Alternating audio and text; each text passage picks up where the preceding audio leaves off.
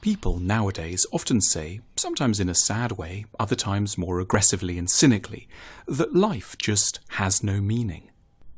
What seems to prompt people to complain that life lacks meaning are particular varieties of unhappiness. Let's consider some central examples. You're in a relationship, but the intensity you experienced at the start is long gone. You don't seem to talk about anything important anymore or share vulnerable feelings and ideas. It feels, as you put it, meaningless. Or else you're single, and though you have many friends, every time you see them the conversation seems shallow and trivial. Or you're at university, studying for a degree. You signed up for the course, in part because you often feel confused about who you are and what you want.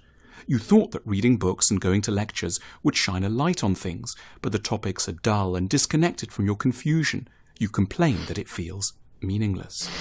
Or you're working in a large, profitable company and earning a decent sum every week, but the work doesn't seem in the grander scheme important, by which you mean two things: that you don't seem to be making any great difference to anyone's life, and also that there's no profound part of you that you're able to bring to or incorporate in your work. It might as well be done by a robot.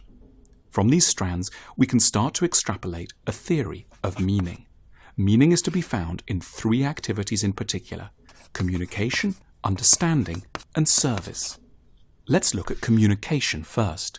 We are by nature isolated creatures, and it appears that some of our most meaningful moments are to do with instances of connection, with a lover, for example, when we reveal our intimate physical and psychological selves, or when we form friendships where substantial truths about our respective lives can be shared, or on a journey to a new country, when we strike up a conversation with a stranger and feel a thrilling sense of victory over linguistic and cultural barriers.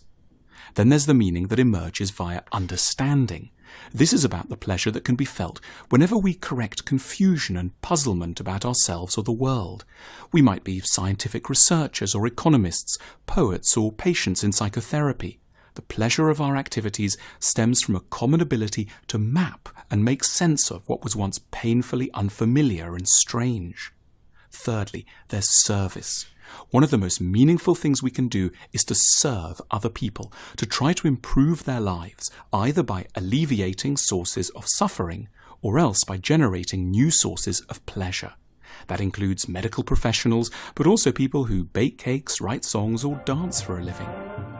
We're often told to think of ourselves as inherently selfish, but some of the most meaningful moments come when we can transcend our egos and put ourselves at the service of others or the planet.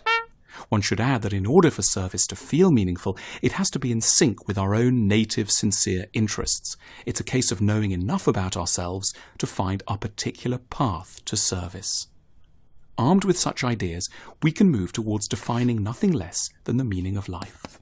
The meaning of life is to pursue human flourishing through communication, understanding, and service. We may not have meaningful lives yet, but it's central to affirm that the concept of a meaningful life is eminently plausible and that it comprises elements that can be clearly named and gradually fought for.